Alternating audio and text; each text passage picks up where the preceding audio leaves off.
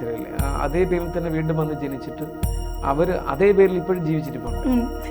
എല്ലാം അങ്ങനെ നിയോഗിക്കപ്പെട്ടതാണെങ്കിൽ പിന്നെ നമ്മളെല്ലാം അങ്ങനെ ചുമ്മാ ഇരുന്ന് കൊടുത്താൽ അത് വിധിയാകുമ്പോഴത്തേനും അങ്ങ് നടന്നു പോയില്ലോ. അങ്ങനൊരു കാര്യമില്ലല്ലോ. വളരെയേറെ ദോഷാധിക്യം കൂടുതലുള്ള സമയത്തായിരിക്കാം ഒരുപക്ഷെ ഗ്രഹനിലയിൽ യോഗമില്ലാത്തവർ പോലും ആത്മഹത്യ ചെയ്തത്. വലിയ ദോഷ സമയത്തായിരിക്കാം. അതിന് ബാഹ്യ കാരണങ്ങളായിരിക്കാം അങ്ങനെ എത്തിയത്. എന്തിനാ ഏതിനാ എന്ന് പോലും അറിയാതെ സ്വയം ജീവൻ ഒടുക്കുന്ന ഒരു കാലഘട്ടമാണിത്. അങ്ങനെ ചെയ്യുന്ന ഒത്തിരി പേരുണ്ട്, ചെയ്തിട്ടുള്ളവരുമുണ്ട്. അപ്പോൾ എനിക്ക് തന്നെ പലതവണ തോന്നിയിട്ടുണ്ട്, ഇവർക്ക് ഇങ്ങനെ ചെയ്യേണ്ട കാര്യം ഉണ്ടായിരുന്നോ, ഇത്രയും പ്രശ്നമുള്ളവരായിരുന്നു എന്ന്. അപ്പോൾ ഞാൻ ഇതേക്കുറിച്ചൊക്കെ ഇങ്ങനെ ജസ്റ്റ് നമ്മളിങ്ങനെ അന്വേഷിക്കാറുണ്ട്, അത് എന്തുകൊണ്ടായിരിക്കും. അപ്പോൾ ഞാൻ 1-2 പേരെടുത്ത് സംസാരിച്ചപ്പോൾ പല മറുപടികളാണ് എനിക്ക് കിട്ടിയത്. അത് ഇപ്പം ഞാൻ എൻ്റെ വീടിനടുത്തുള്ള ഒരു അസ്ട്രോളജറായിട്ട് സംസാരിച്ചപ്പോൾ പുള്ളിക്കാരി പറഞ്ഞത് അത് അവരുടെ സമയം അതായിരുന്നു, അവരങ്ങനെ അതായിരുന്നു അവരുടെ വിധി. അപ്പോൾ ഞാൻ തിരിച്ച് വേറൊരു ചോദ്യം ചോദിച്ചു, അപ്പോൾ ഈ സമയമായിട്ടില്ല, ഉദാഹരണത്തിന് എനിക്ക് ഒരു സങ്കടം വന്നു, അന്ന് എന്തെങ്കിലും ചെയ്ത് അവസാനിപ്പിക്കാം എന്നൊരു ചിന്തയിൽ ഞാൻ അവസാനിപ്പിക്കാൻ ശ്രമിച്ചാൽ നടക്കില്ലാത്രേ. വല്ല കയ്യോ കാലോ ഒടിഞ്ഞ് ചിലപ്പോൾ വല്ല കിടപ്പിലായേക്കാം, എന്നാലും അത് സംഭവിക്കില്ല എന്ന്. എനിക്കൊരു സമയമുണ്ട്. അവർ പറഞ്ഞത് എല്ലാ ആത്മഹത്യയും വിധി നിയോഗമാണെന്നാണോ? അതെ, അത് ആ സമയമായപ്പോൾ ചെയ്തതാണെന്ന്. അങ്ങനെയല്ല, അതിനൊക്കെ കുറച്ച് കാര്യങ്ങളുണ്ട്. അതല്ല, അപ്പം ഈ 2-3 അഭിപ്രായങ്ങൾ വേറെ ചോദിച്ചപ്പോൾ പറഞ്ഞു ഇത് ഇങ്ങനെ സ്വയം ചിലപ്പോൾ അങ്ങനെ ഒരു ചിന്ത ഇല്ലെങ്കിൽ കൂടി ചെയ്തു പോകും. എന്താ ഇങ്ങനെ ഇത്രയും അഭിപ്രായങ്ങളും? ശരിക്കും നമുക്കൊരു സമയമുണ്ട്, ആ സമയത്ത് തന്നെ ഇത് നടക്കുകയുള്ളൂ. ഒത്തിരി കാര്യങ്ങളുണ്ട് അത് പറയാൻ. എനിക്ക് തന്നെ പേഴ്സണലി തോന്നിയ അല്ല, ഇതിനകത്തൊക്കെ ഈ ചോദ്യത്തിനൊക്കെ ഒരുപാട് വശങ്ങൾ പറയാനുണ്ട്. ഒന്നാമത് ചില ഗ്രഹനിലകളിൽ ആത്മഹത്യാ പ്രവണത കാണാം. അത് കുട്ടിക്കാലത്ത് തന്നെ നമ്മൾ ജാതകം എഴുതുന്ന സമയത്ത് തന്നെ ഈ സുഖം എഴുതി വെച്ചിങ്ങനെ പോകുന്ന ഒരു പരിപാടിയാണല്ലോ പൊതുവെ കാണുന്നത്. അതല്ലാതെ തന്നെ ആ കുട്ടിക്ക്, ആ ജാതകയ്ക്ക് അല്ലെങ്കിൽ ആ ജാതകന് ആത്മഹത്യാ പ്രവണത ഉള്ളതാണെന്ന് കണ്ടിട്ടുണ്ടെങ്കിൽ അത് അവരോട് പറഞ്ഞു കൊടുക്കണം, എഴുതി കൊടുക്കണം. ആ വീട്ടുകാരോട് അത് ചെയ്യണം. ആത്മഹത്യാ പ്രവണത ഉള്ളവർ കാണാം. അവരോട് വെറുതെ ചീത്ത വിളിച്ചാലോ, ആഞ്ഞൊന്ന് നോക്കി, എന്നെ നോക്കി എന്നും പറഞ്ഞ് വേണേൽ പോയി ആത്മഹത്യ ചെയ്യും. എന്നെ നോക്കിയിട്ട് കെട്ടിപ്പിടിച്ചില്ല, കണ്ടില്ല, മിണ്ടിയില്ല, ഇതൊക്കെ പറഞ്ഞായിരിക്കും. മുട്ടായി ചെറുതേ കൊടുത്തുള്ളൂ. കഴിഞ്ഞ വർഷം ഞങ്ങളുടെ ദേശത്തെ ആ ഭാഗത്തുനിന്ന് കുറച്ച് മാറി എവിടെയാണ്, അതിൻ്റെ പ്രാന്തപ്രദേശങ്ങൾ എവിടെയാണ്, +2 പഠിക്കുന്ന കുട്ടിക്ക് വലിയ മുട്ടായി കൊടുത്തില്ല എന്ന് പറഞ്ഞ് ഇളയ കുട്ടിക്ക് വലിയ മുട്ടായി കൊടുത്തു എന്നും പറഞ്ഞുകൊണ്ട് ആ കുട്ടി ആത്മഹത്യ ചെയ്തു, മൂത്ത കുട്ടി. ഇതൊക്കെ ഈ ആത്മഹത്യാ പ്രവണത ഗ്രഹനിലയിലുള്ളവരാണ്. ഇപ്പോൾ പ്രണയിച്ച് ആത്മഹത്യ ചെയ്യുന്നവരുണ്ടല്ലോ, ആത്മഹത്യ ചെയ്യാൻ ശ്രമിച്ചു. ഞാൻ ആ കഥ, അങ്ങനെ ഒരു സംഭവം ഞാൻ ബുക്കിൽ എഴുതി വെച്ചിരുന്നു. ഈ 99-ലാണെന്ന് തോന്നുന്നു. ഒരു ചെറുക്കൻ ഒരു പെണ്ണിനെ പ്രണയിച്ചിട്ട് ആ പെണ്ണിൻ്റെ വീട്ടുകാർ കല്യാണം നടത്തത്തില്ല എന്ന് പറഞ്ഞപ്പോൾ ഇവൻ പോയി ആത്മഹത്യക്ക് ശ്രമിച്ച്, ഈ ജീവൻ കളയാൻ ശ്രമിച്ച് മെഡിക്കൽ കോളേജിലായി, രക്ഷപ്പെട്ടു. അപ്പോൾ എല്ലാവരും കൂടെ പറഞ്ഞ് അവളെ കല്യാണം കഴിപ്പിച്ചു. അപ്പോൾ നമ്മൾ വിചാരിച്ചിരുന്നത് എന്താ, ഏറ്റവും കൂടുതൽ സ്നേഹം ഉണ്ടായിട്ടല്ലേ ആത്മഹത്യ ചെയ്യാൻ ശ്രമിച്ചെന്ന്. ഇനി അടുത്ത വശം പറയാം. ഒരു 7 വർഷം കഴിഞ്ഞപ്പോൾ ഇവൻ വേറൊരു പെണ്ണിനെ പ്രണയിച്ച് അവളുടെ പിന്നാലെ പോയി. അപ്പോൾ പിന്നെന്തായിരുന്നു അന്ന്? യഥാർത്ഥത്തിൽ സംഭവം അവളോടുള്ള സ്നേഹമല്ല വിഷയം, അവൻ്റെ മനസ്സിലൊരു ആത്മഹത്യാ പ്രവണത ഉണ്ട് എന്നുള്ളതാണ് സത്യം. അതിനെ പ്രകടിപ്പിക്കാൻ അവനൊരു ഉള്ളിൻ്റെ ഉള്ളിലൊരു ഈ വലിയ പ്രശ്നങ്ങളെ നേരിടുന്നതിലൊരു സുഖം കാണുന്നവരുണ്ട്. ഒരു പരിധിയിൽ ഒരു ആനന്ദ ദുഃഖാത്മകത്വം എന്നൊക്കെ പറയാം, അത് മറ്റൊരു വിഷയം തന്നെയാണ്. അതുകൊണ്ടായിരുന്നു അവൻ അങ്ങനെ കാണിച്ചത്, അല്ല ഈ പെണ്ണിനോടുള്ള പ്രണയം കൊണ്ടല്ല. ഇപ്പം പിന്നെ എന്തിനാണ് അവൻ കുറച്ചു കാലം കഴിഞ്ഞപ്പോൾ അവളെ ഇട്ടിട്ട് വേർത്തിയുടെ കൂടെ പോയത്? അങ്ങനെ വരും. ആത്മഹത്യാ പ്രവണത ഉള്ളവർക്ക് എന്തെങ്കിലും ഒരു വഴി കിട്ടിയാൽ മതി. ഞാൻ നോക്കിയെടുത്തോളം ഇത്രയും കാലത്തെ ഒരു പരീക്ഷണത്തിൽ നിന്ന് മനസ്സിലായത്, ചന്ദ്രരാഹു യോഗം, ചന്ദ്രകേതു യോഗം ഉള്ളവർക്ക് മിക്കപ്പോഴും ആത്മഹത്യാ പ്രവണതയുണ്ട്, മദ്യാസക്തി, ഇങ്ങനെയൊക്കെയുള്ളത് വരാറുണ്ട്. പലരും ആത്മഹത്യ ചെയ്യുന്നവരും മിക്കവരും ഇതൊക്കെ ഉള്ളവരൊക്കെ തന്നെയാണ്. ആത്മഹത്യ ചെയ്തവരുടെയൊക്കെ ഗ്രഹനിലകളൊക്കെ എടുത്ത് നോക്കിയിട്ടൊക്കെ. പിന്നെ എല്ലാം ആത്മഹത്യകളാകണമെന്നുമില്ല. അത് കണ്ടിട്ട് നമ്മൾ അതാവണമെന്നും അങ്ങനെയൊക്കെ വരുത്തി വെച്ചതാവാം. പക്ഷേ ആത്മഹത്യ ശരിയായി അല്ലെങ്കിൽ ജീവൻ സ്വയം ഇല്ലാതാക്കിയവരുടെ ഗ്രഹനിലകളൊക്കെ നമ്മളൊരു സംശയം വരുന്ന ഗ്രഹനിലകളൊന്ന് എഴുതി ബുക്കിൽ വെച്ചിരിക്കും. പിന്നെ ഇന്ന ആൾ ഇന്നിടത്തു നിന്ന് വന്നിരുന്നു എന്ന് കേൾക്കുമ്പോൾ എപ്പോഴും നമ്മൾ ഉള്ളിൻ്റെ ഉള്ളിൽ ഒരു പരിശോധകനായി, ഒരു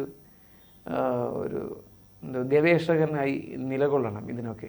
അപ്പോൾ സാർ പറയുന്നത് വിധി എന്നതിന് വലിയ പ്രാധാന്യം ഇല്ല എന്നല്ല? അല്ല, പറയാം.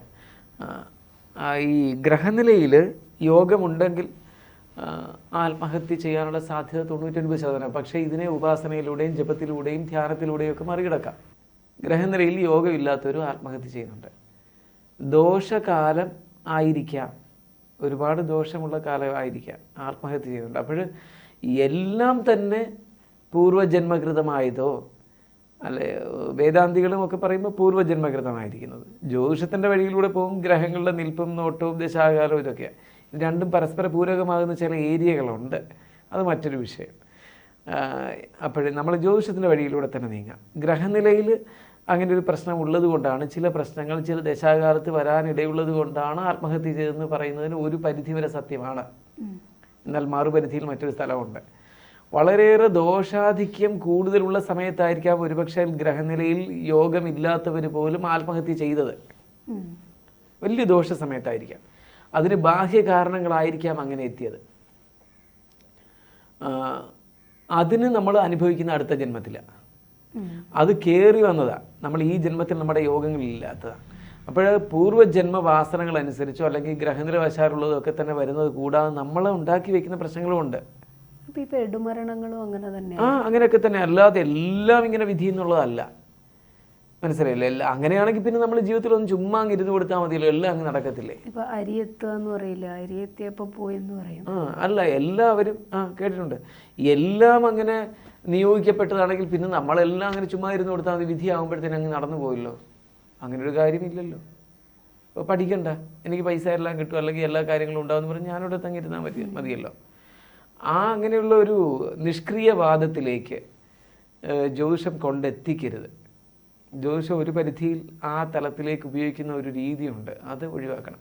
ഞാൻ ഒരുപാട് എനിക്ക് ഇതിൻ്റെയൊക്കെ ഒരു ഗവേഷണത്തിൽ വേദാന്തത്തിലും ഒക്കെയാണ് കൂടുതൽ ഉത്തരങ്ങൾ കിട്ടുന്നത് അതിനകത്ത്.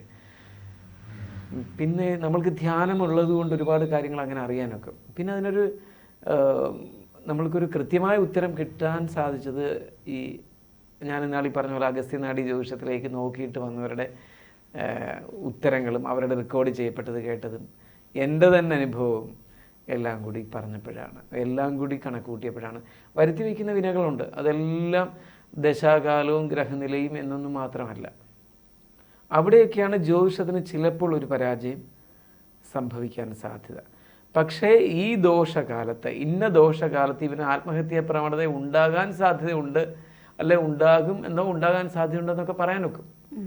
അതിന് ആ വാങ്ങലിനെ കൂട്ടും, എന്ന് വെച്ചാൽ ആ പ്രവണതയെ കൂട്ടിക്കൊണ്ട് ഗ്രഹങ്ങൾ നീക്കും. അവിടെ വരെ ജ്യോതിഷത്തിനെത്താൻ ഞാൻ പറഞ്ഞു മനസ്സിലായി, സൂക്ഷ്മതയിൽ അവിടെ വരെ. അതെല്ലാം നല്ല ഗവേഷണത്തിലാണ്, നല്ല രസമാണ് ബ്രെയിനിൽ. ഇങ്ങനെ നമ്മൾ പോയിക്കൊണ്ടിരിക്കുകയല്ലേ, ഇനിയെന്തെന്നുള്ളത്. അപ്പോൾ നമ്മളുടെ ലക്ഷ്യം പണമാണോ ശാസ്ത്ര സൂക്ഷ്മതയാണോ എന്നുള്ളത് കൂടെ ചിന്തിക്കണം. ഇത് ഇങ്ങനെ നോക്കിയിരിക്കുന്നതിന് പണമൊന്നും ഉണ്ടാകാറില്ല, ജനത്തിന് മനസ്സിലാവുകയില്ല. അങ്ങനെയുള്ളവരെ ജനം വന്ന് പറ്റിച്ചിട്ട് പോവുകയും ചെയ്യും. പണം ലക്ഷ്യമാക്കിയിരിക്കുന്ന ആളിന് ഈ സൂക്ഷ്മത വരണമെന്നില്ല, അവർക്ക് പണം ഉണ്ടായിക്കൊണ്ടിരിക്കും. ഇത് രണ്ടും ഏറെക്കുറെ ഒരുപോലെ കൊണ്ടുപോകാൻ ശ്രമിച്ചു പോകുന്നവർക്ക് ഭാഗ്യം, അല്ലെങ്കിൽ നമ്മൾ വെറുതെ പോയിക്കൊണ്ടിരിക്കും. അപ്പോൾ ആത്മഹത്യാ പ്രവണതയെക്കുറിച്ച് പറയുമ്പോൾ പൂർവ്വജന്മത്തിൽ, എൻ്റെ പൂർവ്വജന്മത്തിൽ തന്നെ അങ്ങനെ ഒരു സംഭവമുണ്ട്. എൻ്റെ അല്ല, എനിക്ക് അനുഭവിക്കേണ്ടി വന്ന ദുരിതത്തിന് ഞാൻ കാരണം ഒരു സ്ത്രീയെ ആത്മഹത്യ ചെയ്തു എന്നുള്ളതാണ് മുൻപ് പറഞ്ഞിട്ടുണ്ട്.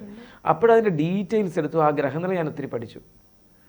എൻ്റേതല്ല, ആ സ്ത്രീ വീണ്ടും വന്ന് ജനിച്ചു അതേ പേരിൽ തന്നെ, മനസ്സിലായില്ലേ? അതേ പേരിൽ തന്നെ വീണ്ടും വന്ന് ജനിച്ചിട്ട് അവർ അതേ പേരിൽ ഇപ്പോഴും ജീവിച്ചിരിപ്പുണ്ട്. അപ്പോഴ് അതൊരു വലിയ കഥയാണ്. അതെല്ലാം നമ്മൾ പഠിച്ചപ്പോൾ നമുക്ക് അത്രയും കാര്യങ്ങൾ മനസ്സിലാക്കാൻ ഒത്തിരി സാധിച്ചിട്ടുണ്ട്. അതിൻ്റെ നൂലാമാലകളിലേക്കൊക്കെ നമുക്കിനി പതിയെ പോകാം. Thank you sir. ജ്യോതിഷമോ വാസ്തുവോ പൂജയോ നിങ്ങൾക്ക് ആവശ്യമുണ്ടോ? താഴെ കാണുന്ന നമ്പറിൽ വാട്സപ്പ് ചെയ്യൂ. നിങ്ങൾ ചെയ്യേണ്ടത് ഇത്രമാത്രം: താഴെ കാണുന്ന നമ്പർ നിങ്ങളുടെ മൊബൈലിൽ സേവ് ചെയ്യൂ. അതിനുശേഷം ഞങ്ങളുടെ നമ്പറിലേക്ക് വാട്സപ്പിലേക്ക് ഹായ് അയക്കൂ. ജ്യോതിഷ സംബന്ധമായ എല്ലാ ആവശ്യങ്ങൾക്കും ABC മലയാളം നിങ്ങളോടൊപ്പമുണ്ട്. സമ്പൂർണ്ണ ജാതകം, സാധാരണ ജാതകമല്ല, സമ്പൂർണ്ണ ജാതകം. 75 പേജുകൾ അടങ്ങുന്ന സമ്പൂർണ്ണ ജാതകം 250 രൂപയ്ക്ക് ഇനി നിങ്ങളുടെ കൈകളിലേക്ക്. അതിനായി നിങ്ങൾ ചെയ്യേണ്ടത് ഇത്രമാത്രം: താഴെ കാണുന്ന നമ്പറിൽ ബന്ധപ്പെടുക. ജ്യോതിഷവുമായി ബന്ധപ്പെട്ട എല്ലാ വിശേഷങ്ങളും നിങ്ങളിലേക്കെത്താൻ ABC ജ്യോതിഷം സബ്സ്ക്രൈബ് ചെയ്യുക.